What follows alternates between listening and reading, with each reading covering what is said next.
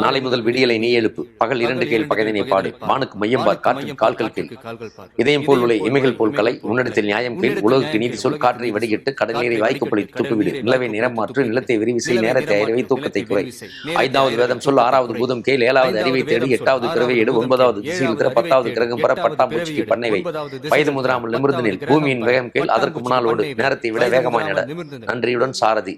எதுக்கு நான் இவ்வளவு ஃபாஸ்டா பேசி அது கொஞ்சம் புரியுற மாதிரி அதை சொல்லுங்களேன் பாரு.